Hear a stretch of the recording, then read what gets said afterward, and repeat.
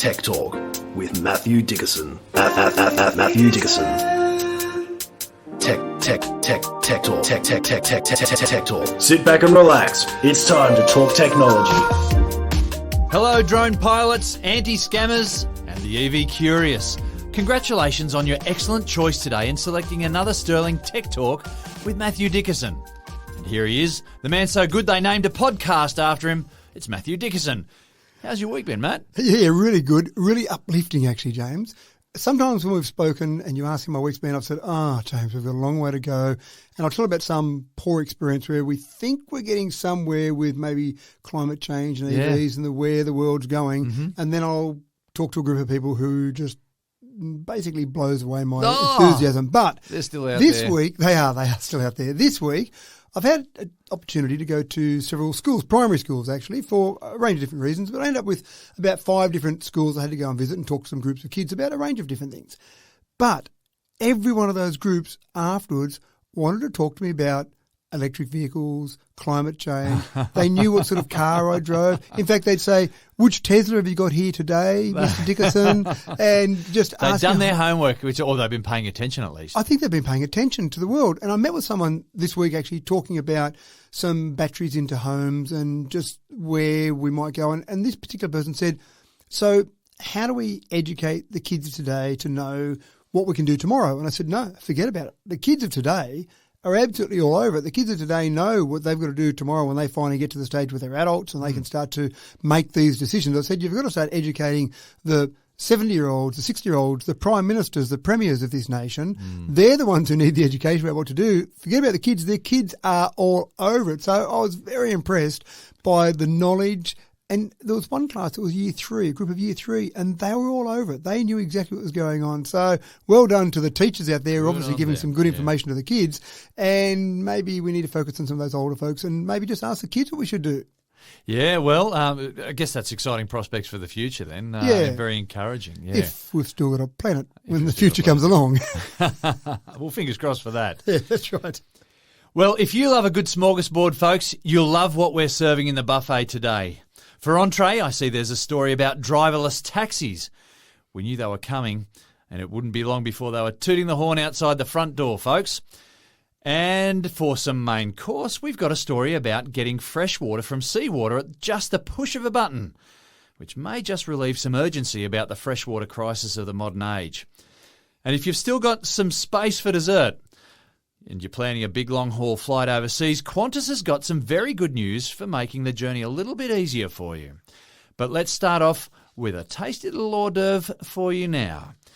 Do you remember years ago when people talked about the future of entertainment and the big ticket item was smell-o-vision? Still hasn't happened yet, which is probably for the best, in fact. But VR. The VR industry is nevertheless still striving for the complete immersive experience, and they are now reaching for the touch experience. Matt, is this heading into dangerously creepy waters? He asked worriedly. Well, I actually want to go back a bit, James. I like the idea of smell-o-vision we've talked about before. You do like it? But I always wondered, remember the old scratch and smell, the T-shirts you could get, the scratch and the smell? stickers. So surely we can do something like that and bring that into some sort of immersive experience. Except you have to keep topping it up, wouldn't you? Because a scratch and smell only lasts until you scratched whatever was on there. But you've got to get out of that comfy lounge seat and walk up to the screen and go and scratch it. That's true too. What's that? Maybe it comes with an accessory, a lounge accessory that you have next to the lounge. The long arm, the arm that we used to use to change the channel instead of having a remote control. Maybe could be used as the scratchy. But scratch your left arm of the sofa you're sitting on now and make it one smell and the right arm for a different one. Plug your telly into the lounge chair. Who knows? Anyway, that's not what this story's about, but interesting. So we've got VR accessories, we've got VR headsets. That's fantastic. They are very immersive. In fact, I feel scared or sick or a whole range of different things when I'm playing in one of those. Yeah, it's kind of it's worrying, I reckon. But anyway, it is. That's another story. And this is just a quick warning to one of my daughters to tune out now because it involves spiders. So tune out now. She hasn't got a great love of spiders. But we're now trying to get to the stage where you can feel with these VR devices. So when you think about feel, you think maybe it's got something that comes out of it and brushes against you, which, again, I've been playing with people with VR headsets and you grab them at just the right time and it does put their heart rate through the roof. But this is actually using something slightly different. This is using ultrasonic sound to make it feel as if you're doing something or feeling something, and it's directing it specifically at your lips. And the reason it's going for your lips is they're quite sensitive. So if you look at, say, your leg, the number, or your thigh muscle, the number of nerve endings per square centimetre is fairly low. But in your lips, there's actually quite a high concentration of nerve endings. So if you actually do something on your lips, you feel it. So what it does is it attaches to the bottom of a VR headset, and then it directs ultrasonic sounds down to your lip, and then in the different ways it changes that movement, it makes you feel something. For example... So you get like a pressure wave? You get like a pressure wave. So, for example, I watched one example where they had someone riding a motorbike in a VR example, and of course there was wind blowing across their face, and so this had little pressure waves going across your lips from the inside or from the middle to the outside. So it felt like wind was blowing across your lips. Oh, this is amazing. It does sound amazing, doesn't it? So they showed a whole range of examples. Out in the rain, you had some random little pressure waves hit different parts of your lips. So as if you're out in the rain and some raindrops were hitting you in the face. The one that my daughter would absolutely freak out at was there was one VR example that I watched where you were going through a whole range of spider webs and spiders. Yeah, okay. And then so it had fast, quick, random movement across your lips. And watching one person playing it, actually they were starting to brush away their lips because they thought there was a spider on there, because everything they're seeing, all their senses were telling them, you've got a spider on you. They're watching the pictures of spiders dropping down. They're feeling it in some sort of strange way. You have just killed it for all the arachnophobes, and there's a lot of them out there. There are a lot of them. They don't want anything to do with this anymore. Right. So that sounds incredibly scary, but incredibly clever as well. And by doing a range of different motions, the developers of this believe that they can come up with a whole range of different feelings on there. Probably the main thing that they can't do is have more than one sensation at a time. So it's a pressure wave, but not a whole range of pressure waves, because it seems to basically nullify the effect. So it's really just a single point, which brings me to the most important point, is that you can't replicate with this a kiss. Oh, right. They Even tried though it's to. on the lips. They tried to. They tried their best to. Not for want of trying. For a range of reasons that we won't go into, they tried to replicate a kiss. But because that's too immersive, they couldn't get enough various feelings coming through ultrasonic sounds, because it needed to be just a single point in time. So, but they're only at the starting point, folks. Give it a year or two. There's a whole range of things I think that people could explore there. But just watching it, it was quite incredible. It's really talking about mouth haptics, I suppose, is the area of research there. But it did look quite incredible. At the moment, you can't go and buy one of these. They're actually just strapping it onto the bottom of a VR headset, and then a whole range of sensors were directing down at the lips. Yeah, there will be one before too much longer, though, you would expect, that would have it built into a headset, and then it would just direct that down to your lips. And release spiders. Onto you. Yeah, right. Yeah, it sounds quite scary. But it was quite impressive actually watching it. It was quite impressive. I actually haven't tried one for obvious reasons. You can't buy one. But just watching it and seeing how immersed people were with it, yeah, it looks pretty cool. Yeah, well, the world is about to get a little bit crazier. Now, the competition among social media platforms is super hot. There's no big headline there, but as each platform jostles for their edge, their distinctive hook, their unique angle, it seems that Snapchat has found theirs hovering above our heads. And they've launched a pocket-sized flying camera drone for the perfect 2022 selfie. Matt, when in doubt, grab a gimmick, eh? Well, it's actually not that good a drone. So Snapchat have released a limited edition drone, a pocket-sized camera, but it's just designed to work with you and Snapchat. So if you want a really good drone, really good camera, some really good features, great battery life, etc., there are better drones out there, so don't get too excited by it. But if you really want to just have something that integrates seamlessly with Snapchat, you just sit there and say, I want to do a selfie, I want to do a video, whatever. Here's my Snapchat drone. It sits in about the palm of your hand, a little bit bigger than the palm of your hand.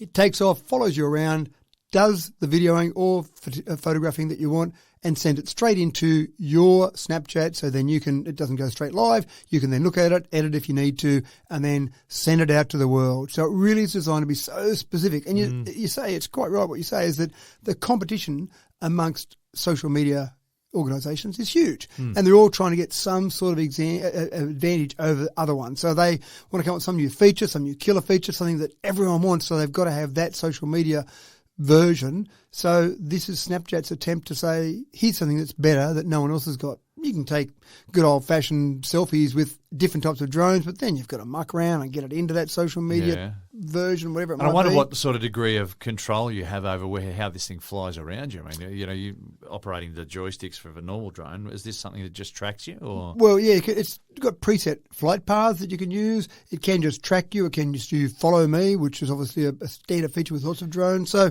again, I think there's better flight drones out there, or better drones in general, that you can take photos and videos with, but just have that ability to go straight into Snapchat. That's it, I've done. Because sometimes it's a bit hard from a time perspective to muck around and get it right. And you're on the go. You want to take another selfie. You want to do another quick video. You don't want to be mucking around editing and getting it into the right format and getting into the right program. So if it can be straight in there straight away, just use the Snapchat editing tools that are built into Snapchat then. So you can actually, say, for example, look at the video, you can go in there, use those editing tools and then publish it and you're done. So it's designed to be quick and easy and to get that content out there. And one thing... Sounds like something I might get in a show bag, though. You're probably right. Last?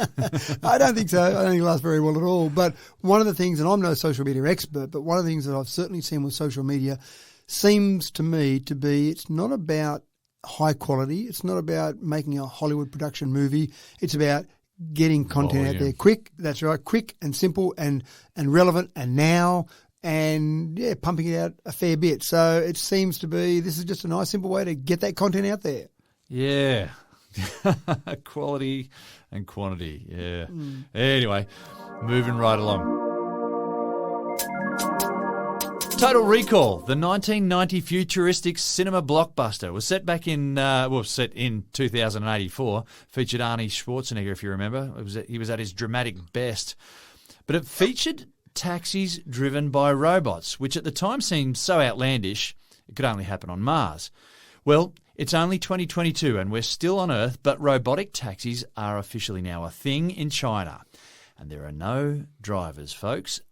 No drivers. And I reckon you can't wait to have a go, Matt. I can't. I think this would be fantastic. So both Baidu and Pony.ai have been operating their robotaxi services in Beijing for some time. I want to say some time, that means I haven't researched it properly, but it means okay. It means some months. Time, yeah. That's right. Some months, maybe even up to a year, with a safety driver in them. So you jump into a robotaxi now and you say, "How you going, Mr. Driver?" And they say, "Sure thing." And they turn around and have a chat to you. You go, "Shouldn't you kind of be watching where you're going?" No, it's a robotaxi. Everything's okay. But the law says you must have a driver in there as a safety driver just in case you need to take over. They allowed them to start charging for these services with a safety driver in there, not controlling the car, but there just in case. The next step has occurred, which isn't quite there yet. All right. But what they're doing now is they're saying you can keep doing it to these two companies. You can keep doing it, and you've got to have a supervisor in there, but the supervisor doesn't have to sit in the driver's seat. So somewhere in the car, there's someone sitting there. Can be sitting in the back seat next to you. Or you hop in and you hear a voice from the boot. That's right. But I think it'd throw people off a little bit because the driver or the supervisor might sit in the other seat. Yeah. So rather than behind the steering wheel, you jump in and you might think, "Oh, sorry, there's a passenger in there already. Sorry, I'll get the next one." No, it's all right. I'm just supervising. "Oh, great. When's the driver back?" "Well, he's not, or he or she's not. Let's just go." And so off you go. And the supervisor's there in the short term to make sure if you've got a problem, you've got someone you can talk to. "Hey, something's going wrong. I'm not happy with something. Oh no, the car's out of control," whatever. You've got a supervisor, obviously, that they can jump in and take control in some way, shape or form. But obviously that's step 2 to step 3, which will be no supervisor in there. Yeah, wow. There'll just be a taxi waiting for you there and away you go. Now, there are some... And there'll be a robotic voice giving you his opinion on the federal government and climate change. And I'd be disappointed if it wasn't. That's right. You can just listen to this thing, just rant about topical issues. Yeah, that's right. Now, they've got some limitations. So, for example, Baidu has got a limit that it can only go from 10 a.m. to 4 p.m. and Pony.ai can only go from 9 a.m. to 5 p.m. So only... For the time being. That's right, only during the day, obviously. And they've also got a limit in terms of where you can go. So it's basically a 60 square kilometre area in Beijing. So it's about 300,000 residents there. So obviously a fairly small part in the scheme of things in Beijing. So there's some limits there. But obviously that's all stepping along the way to eventually getting there. So we'll be having this conversation in 3 years' time and we'll be saying, sure, it can go anywhere in Beijing. And then 3 years after that, it'll be, sure, it can go anywhere in China or wherever it might be, anywhere else in the world. So they're putting limiting factors on there now just to give them some parameters to monitor and to keep testing. But, it didn't take them long to go from a driver not driving to a supervisor. How long goes from a supervisor to no one in the car? That's the big question. And I wonder when that will be taken up here in Australia. So there's a bit happening over in California, for example. So you've got some trials in different parts around the world, but I haven't seen any robotaxi version even talked about in Australia. And we used to be known as a country that were early adopters. Maybe the citizens still are early adopters, but maybe our government's getting a reputation for laggards or being laggards. And so companies maybe aren't trialling things with us anymore. But anyway, hopefully sometime soon. Because you're spot on, I would love it. I would love to jump in one and just see how it works. But don't hold your breath yet. No. It has been predicted for a while among some futurists that access to fresh water will be the real currency of the future. With a planet rupturing at its seams from the stress of a human population that's set to cross the 8 billion mark about this time next year, the key limiting resource is access to fresh water.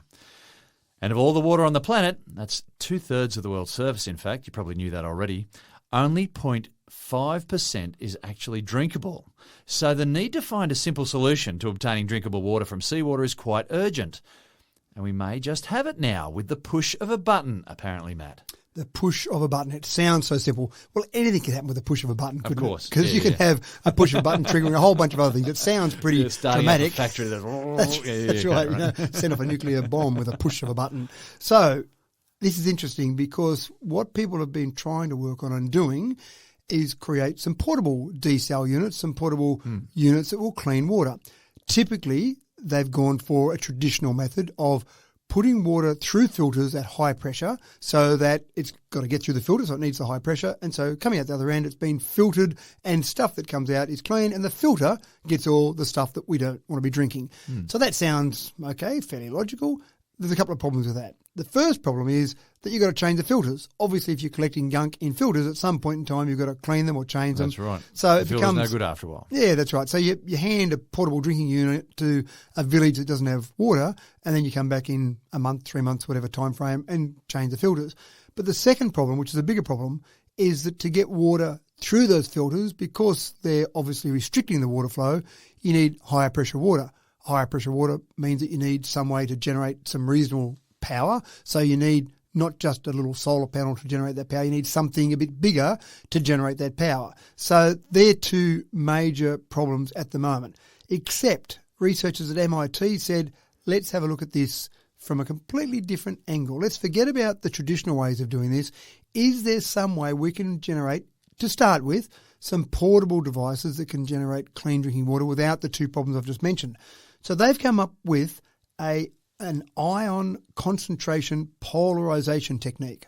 Good old ICP. Of course. Right, now, I have no idea what that does. It sounds impressive, and I don't think MIT wants me to know what it does either, because obviously part of their development is to say, we're going to do something where we're putting some sort of charge through this water to get rid of some of the particles out of that water. So they're doing that, and then they're also going through an electrodialysis process. So they put it through two different processes. The two advantages of this, first of all, you don't need high pressure. In fact, you don't want high pressure, you want low pressure because you want water going past relatively slowly so that it can actually have a chance for these different particles to be drawn out. The second part of that is you don't have filters. So that's the incredible part. By doing these two processes, you're pulling these parts out without having to have a filter to have that water go through. So I assume that they don't need cleaning, but you would need some water to be flushing that away, I'm sure. And that's exactly right. There's a cleaning process, but not a process of changing filters out. So in producing the water, it can actually do that almost self-cleaning. There's a couple of steps there, the push of another button to do the self-cleaning. But the incredible part is just in a little suitcase-sized device, and this is what they've got as a prototype now, they can generate about 300 mils of water per hour. Now, I reckon I could survive on 300 mils of water per hour, and the power you need is only 20 watts per litre.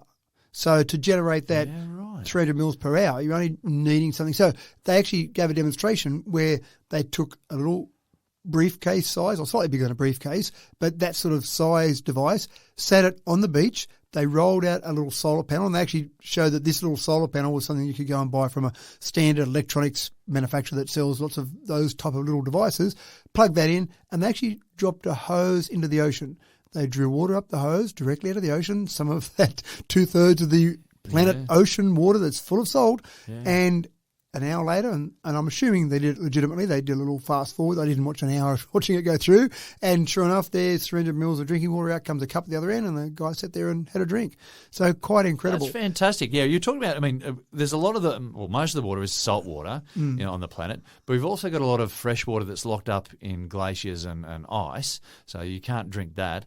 You've also got water that's been tainted, so the access to fresh water is a real issue, and this solves the problem. We've also got, on top of those things, you might have a river or a bore that's got water that's relatively fresh. It's not salt water, but it's probably not the cleanest water always. I mean, we pump water out of rivers and bores for our drinking water in a normal city or town, but it goes through a water filtration Even plant. the Great Artesian Basin has got salts in it. Yeah, so any water that you take out, within reason, I mean, I'm assuming you can't take sewage water, for example, but any water that's relatively clean, it might be salty, it might have some contaminants in there, but this is designed to remove those out. Now, the more exciting part is, sure, I can take out my little briefcase, weighs about 10 kilograms, and I can take that around with me if I'm going on a trek in the outback, if I can find some water, if I'm a soldier fighting a war, or if I'm a village, for example, where I want to have some water in there. But let's go to that village one. You probably don't want to have a village of 100 people with everyone carrying around their little briefcase of water. So this same technique can scale up. So exactly the same way that we're talking about here, if you scale it up, then that village, you can have a device bigger than a briefcase. So you might have a device as big as a room, or maybe as big as a container, for example, using the same concept. Not a lot of power needed, not filters to be changed, and produce drinking water, obviously at greater volumes, depending on how large you scale that up. So it sounds like a different way of treating water, and the fact that it's not just, I've thought about this idea, I should go and design it. The fact they've got a prototype, a working prototype right now, is pretty impressive. Well, I wonder if this, actually, I was just thinking about more locally in Sydney and Newcastle, Wollongong, whether or not some of these coastal houses and the suburbs along the coast there may have a plant that does just this, rather than for Sydney leaning on Warragamba Dam for their fresh water. That could be like the western suburbs supply. Well, we've often heard talk about desal plants, haven't we? But they got one at, I think it's Kurnell, isn't it? Yeah, but I wonder if this spells the end for the Kurnell desalination. Well, I think the cost of running a normal desal plant seems to be quite incredible. It's enormous. They're enormously energy hungry. Yeah, so if you're doing something like this, which seems like it's much less energy hungry, then again, scale it up. I'm sure they're not going to throw away a desal plant they've got now, but going forward, rather than trying to get water from a dam that's got inland waters that run into that dam and then treating that in a normal process, taking water out of the ocean, that sounds fantastic, because there's a fair bit out there. Yeah. And with rising sea levels, there'll be even more. That's right. So we found an advantage, James. There's our advantage for climate change. Start putting these plants in the Blue Mountains. I wonder what the record for losing money is in a single scam. It's a very dubious title to carry, no doubt. Well, how's this, folks? One lady lost $730,000 in a single blow. Matt, we often wonder how profitable these scams are. I guess if you keep casting your line into the murky waters, sooner or later you're bound to reel in a big one sooner. Yeah, or that's later.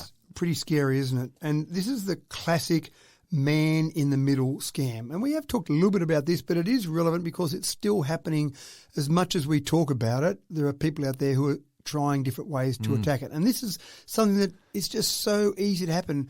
Many of our listeners would have bought a house sometime in their lifetime, and they would have paid a large chunk of money to someone that owned that house. So it seems like a transaction that it doesn't happen very often in your life. Might only happen once or twice in your life, but most people are familiar with some sort of transaction.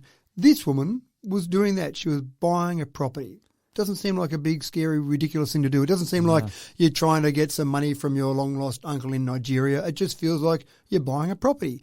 This particular property, again, not ridiculously priced. It was over in WA, $730,000. She received an email from her agent who talked about the transaction and the transfer and the vendor details, etc. Again, no big deal there.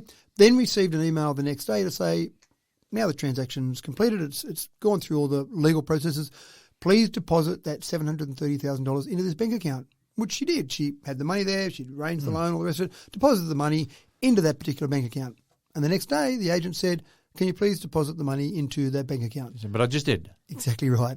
No, you didn't. Yes, you did. No, you didn't. Yes, you did. Oh, my gosh. I just feel the blood draining out of my head. Imagine that. We've just done this sort of thing recently, and just the fretting over the finance was amazing. And for this lady, imagine the realisation as she hit the floor. Yeah, when you finally realise that you've just paid $730,000. Now, I have no idea this woman's financial situation, but for many people, the money they have for their house is all their money or more money than they have because they've gotten some from the bank. But that's a large chunk of their life savings going to someone. Now, if you start to drill down into it, the man in the middle scam works by hacking either the sender's email system or the receiver's email system, seeing a transaction that looks like an attractive transaction, and then they send another email that looks exactly the same, looks identical to the email you've received, but it's just got a slight change in bank account details. And then you deposit the money and away you go. So just to scare you a bit further, already this year we've seen 9 people in WA fall victim. This is reported scams. Now, that's the thing that always scares me. These are reported scams. A lot of scams aren't reported. So 9 victims in WA have already lost over $1 million. So this is the biggest single one of those transactions. And there's 37 victims in WA alone last year that lost over $1 million, and only 2 of those victims got money back. They got about $287,000 back. So the rest, over $700,000 has gone. So it's a pretty scary thing, a simple thing to do.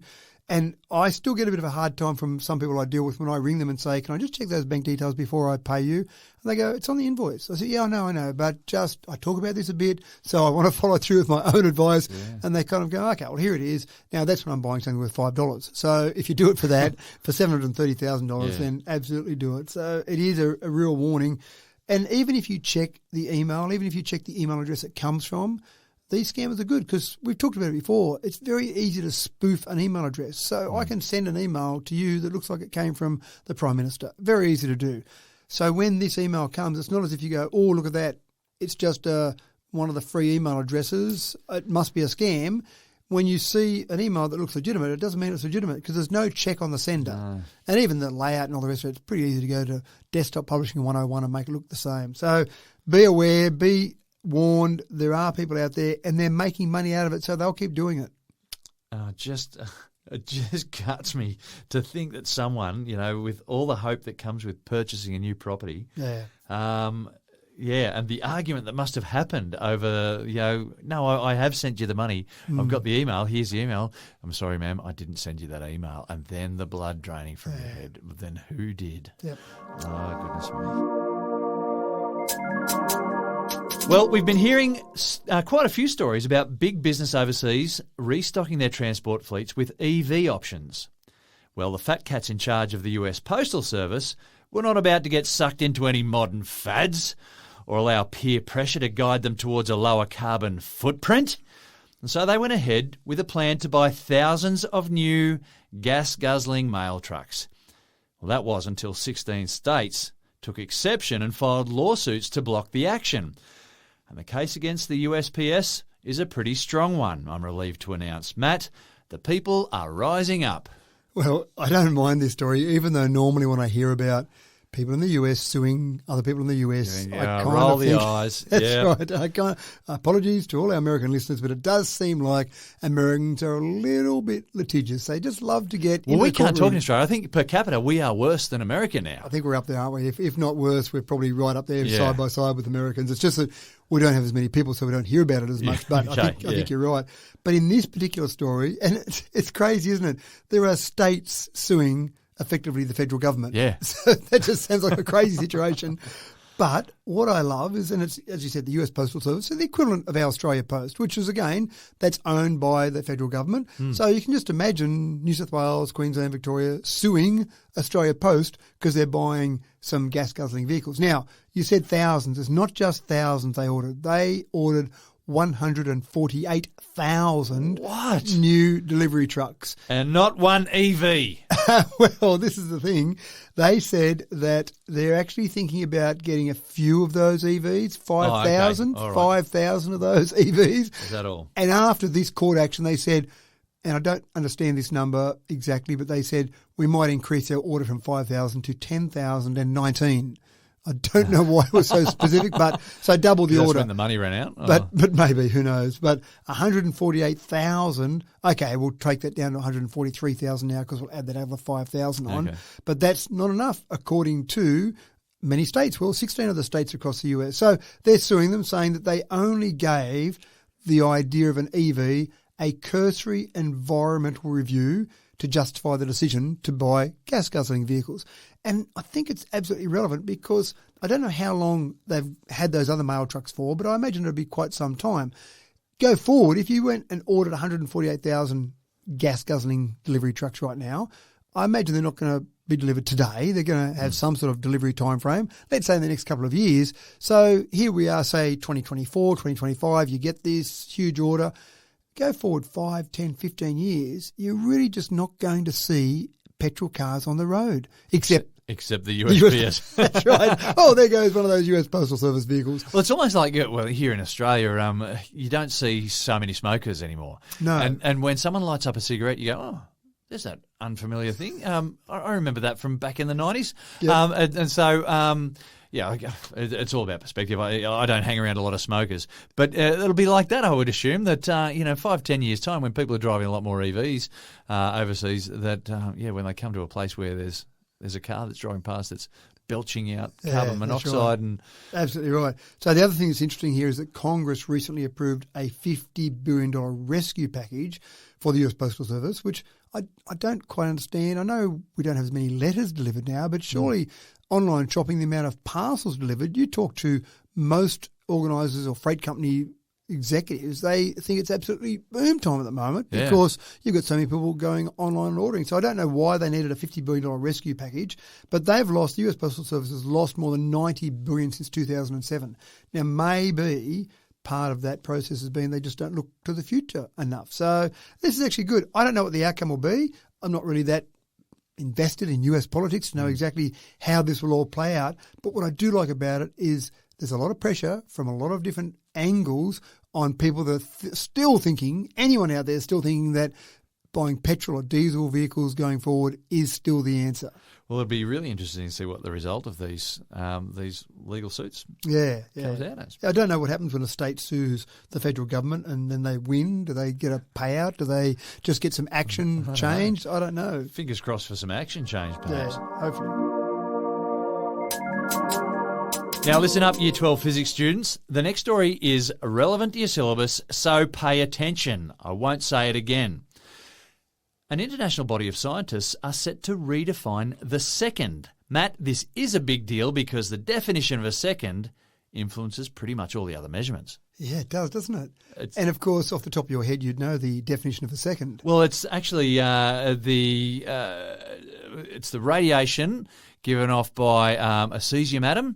And what is it? A certain number, it's about 9 billion oscillations of radiation from a cesium atom. Yeah, I'll take that. Correct. Close enough. Yep. Okay, good. Do you know, because we just taught it last week. Yeah, right. I'm impressed. So the cesium 133 atom, of course, and just to round up the number, 9.192631770 oscillations. Sorry, I should have got that. Yeah, no, but 9 billion, I reckon that's pretty damn close. So that's pretty impressive. And so you go, well, that seems pretty accurate. It's not a very round number to go with. No, it's not. And you're right, because things like the definition of the metre rely on, of course, the definition of a second. If you changed how long a second is, then by default you'd change how long a metre is. Because Well, they used to have a platinum iridium rod that was in the Louvre in Paris, I understand, and it had 2 marks on it that were exactly a metre away. And then someone said, but what if it's a hot day? And so they said, it's only at 0 degrees, that's a metre. And then someone said, what if you're travelling with it in a straight line? You get length contraction, and so that's special relativity. Thanks, Albert Einstein. That's right, and it makes it a bit difficult if you're sitting somewhere else, not in Paris, and going, how do I get a really exact measurement of the metre? Well, just slip over to Paris, take another bit of something, and measure it up against that one. So now we fire a beam of light, and we calculate how far it's travelled in 1 over. What is it, 2.997958 times 10 to the power of 8 metres per second. 792,458 or thereabouts. But so basically you're taking that speed of light and using that as pretty much a constant, obviously. So because it's the universal constant. Yeah, it is, isn't it? That's very constant. nice. So that definition of a metre, though, which means that you can do it anywhere in a laboratory, anywhere. I mean, maybe not in the home, and you just go and check if your tape measure really is a metre long. You might not have that technology sitting there, but that relies on the definition of a second to be accurate, obviously. So a whole range of things come from that, and atomic clocks use that cesium-133 atom. But scientists are now saying, you know what, that's not quite accurate enough for us. And more to the point, and we've talked about this before, when you send off some clocks off into, just low Earth orbit for things like GPS, you want that clock really accurate. And we think we can get that clock pretty accurate with an atomic clock, but they keep checking back on Earth to make sure their time is really accurate, because that gives us better accuracy with GPS. But when you send off spaceships out into, say, Mars, or even just to the far reaches of the Milky Way or wherever they might be going to, the further they get away, it gets harder for them to check back to Earth and make sure it's actually right. So we want to come up with something better. Now, there isn't something better yet. Scientists have said by 2030, they want to come up with a new definition of the second, which is fairly ambitious. That's only 8 years to come up with a new definition of a second, but they believe that they can actually maybe do something along the lines of maybe something that decays a bit quicker, so you can have more periods of radiation, so then you can have something that's even more accurate, or maybe have a few different ones there that you can then combine and take the average from those different ones to then give you a different definition of the second. So it sounds incredibly complicated, and for most people to go, let's look on my watch, ticks over 1 second. There you go. What's the big deal? Yeah. But it is quite fascinating when you start to break down something that we see as really one of the basic building blocks of our entire scientific world. And scientists say, yeah, you know what? We should do it better than that. So it's an interesting space.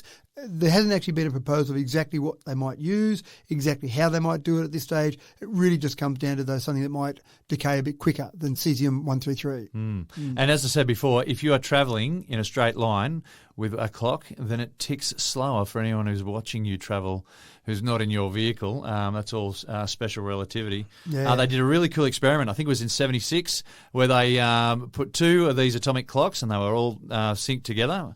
And they had them at a US naval base, and then they flew one plane with the rotation of the Earth and one against the rotation of the Earth, and they each had a clock on those as well, so these cesium clocks.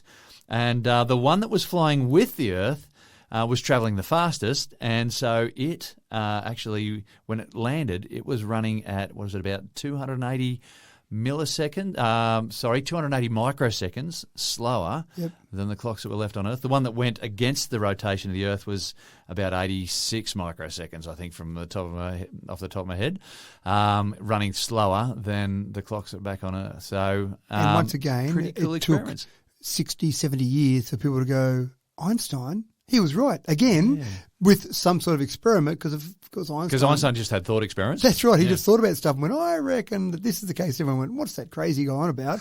But amazing that 60 or 70 years later, you do the experiments that prove, which I think most scientists generally agree that Einstein was right, but it's nice to actually do the experiment and say, just with the speed of that plane going around the Earth, that gives us that ever so small difference. And it's also evidence that physics is a cool subject. Yeah, exactly. Get into it, folks. Thank you.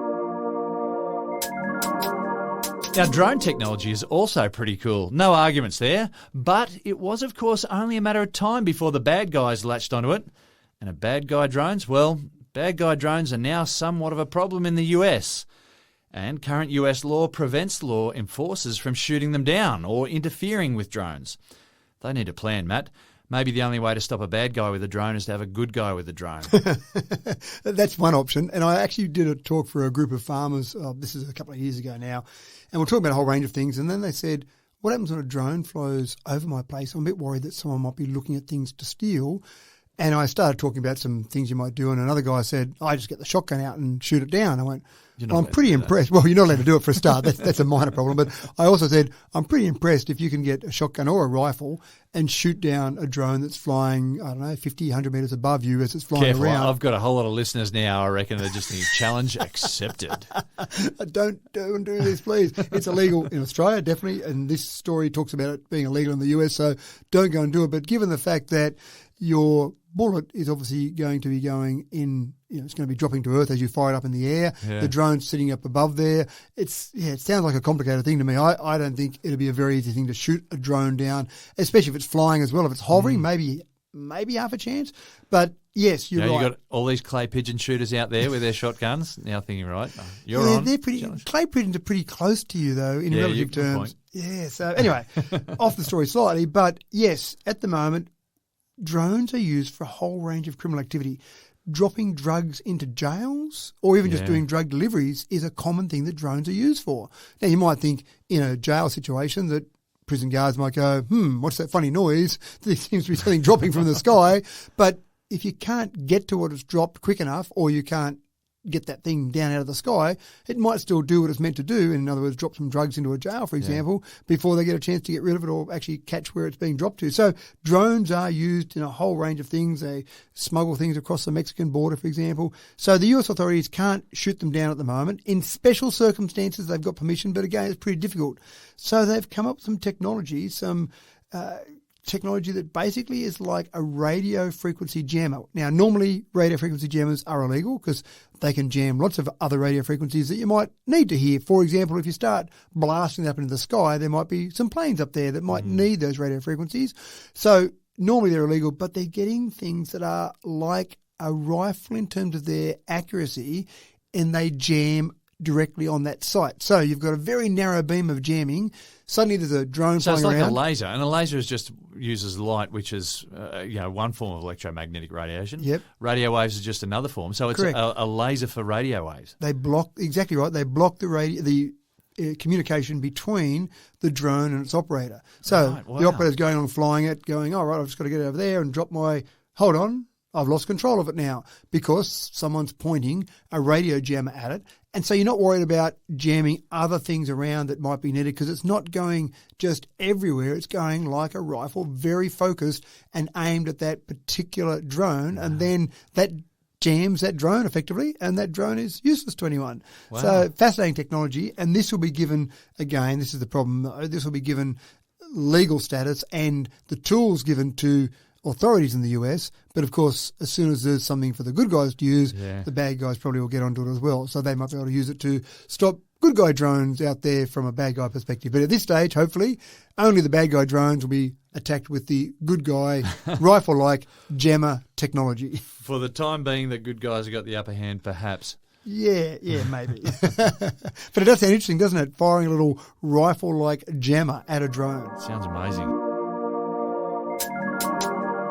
Now, if you were watching the news lately, you may have seen the new Qantas plans for the super long-haul flights, Sydney to London, London to Sydney, or Melbourne to London, and vice versa, that are set to become a common thing very soon. The big A380s there.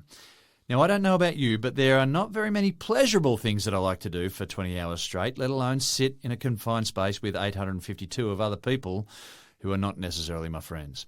Thankfully, flight engineers understand this and have decided to create Wellbeing zones for those ultra-long flights and save people from going stark raving mad, Matt.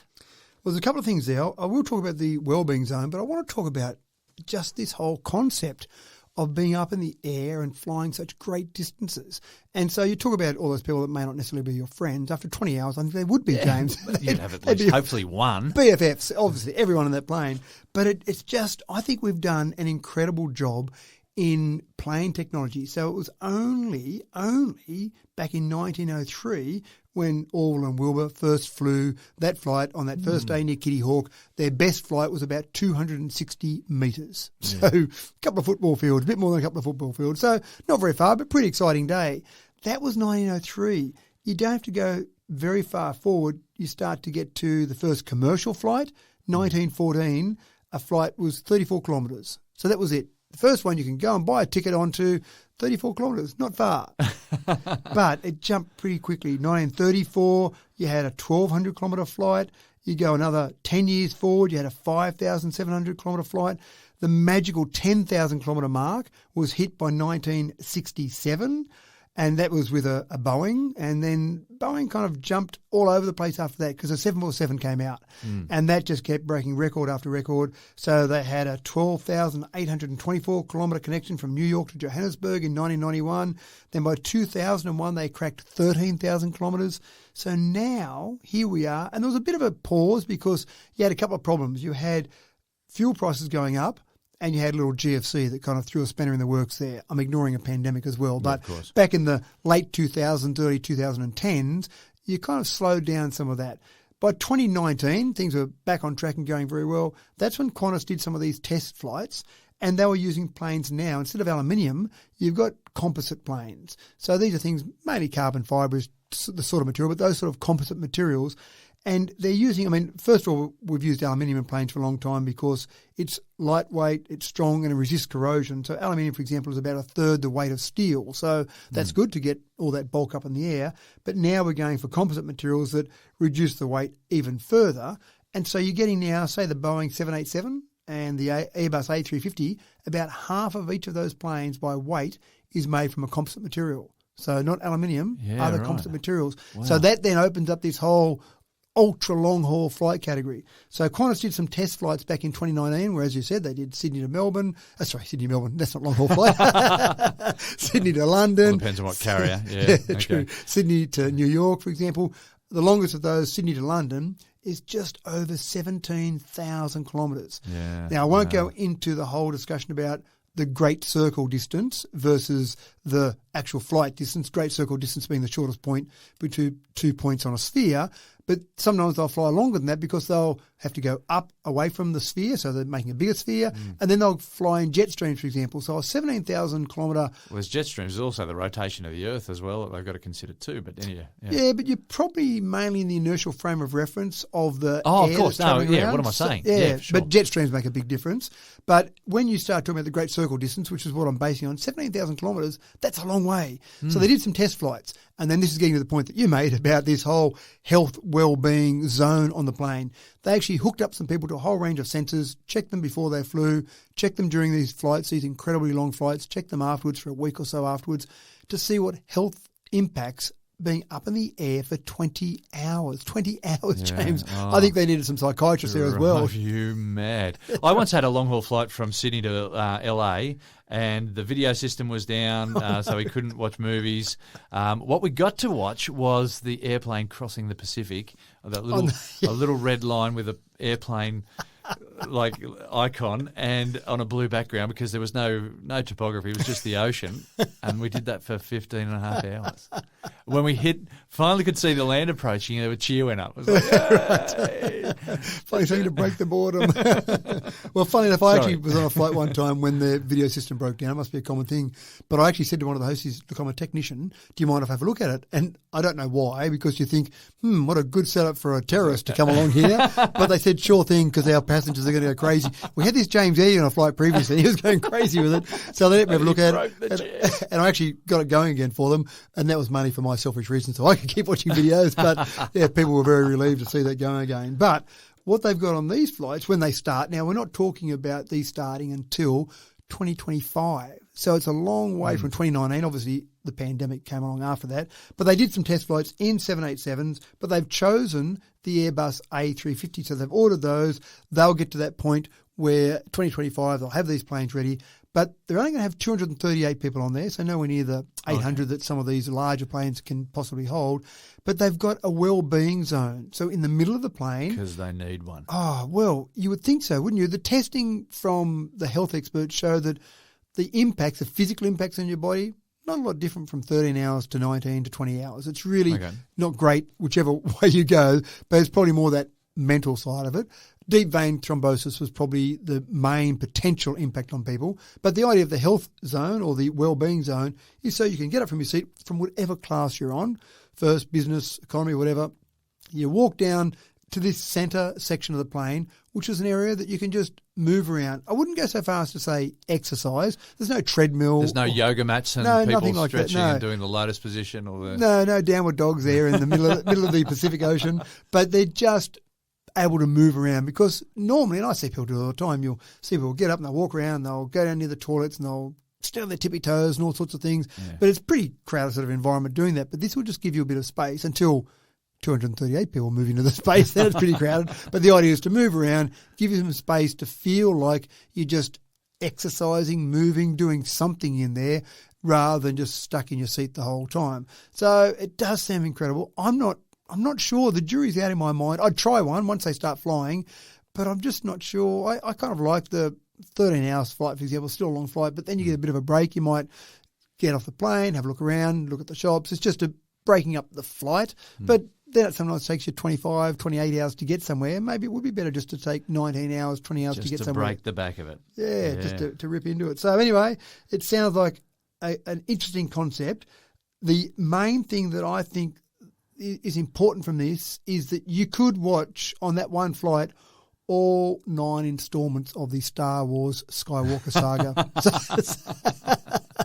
So that's one thing to look at. My son that a couple of weeks ago, he just did that. Oh, did he really? Yeah. Oh, no.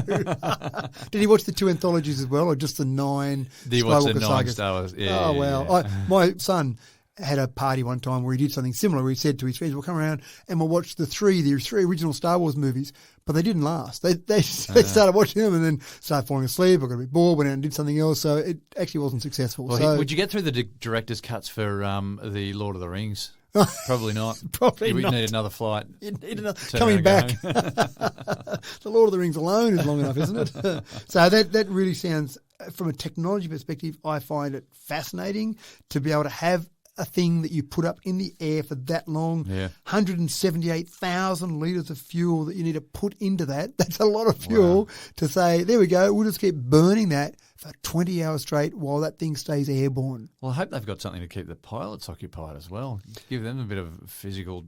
Well, the actual Pilots Association chimed in on this, as they do, and I think they're going to add an extra pilot. Obviously, they've got a couple of teams of pilots, some having a sleep, some flying, but they've got an extra pilot I'm sure they want to add into this just for a different rotation. So, yeah, you'd want to make sure that the pilots are going, I'm 20 hours, I'm a bit tired now. Crap. Landing, what have I got to do now? What's out the window? And on that note, I've got to admit, I think I'm just about full to the brim, Matt. Pass me a napkin, please. And thank you for another cracking tech talk. I'm not sure if I'd entice anyone into Snapchat with that drone lure, though. I can't say I'm sold drone or no drone myself. No, let's just go for a good old-fashioned, high-quality drone and then just spend the time and edit it. Do it properly. Yeah, commit. Well, it's been a pleasure bringing you Tech Talk again for another week. I'm James Eddy, and we look forward to you tuning in again next week. Don't forget to like, subscribe, tell some friends, leave a comment somewhere. Remember, your small effort on this part keeps our planet in orbit, and you don't want to be responsible for the planet falling out of orbit now, do you?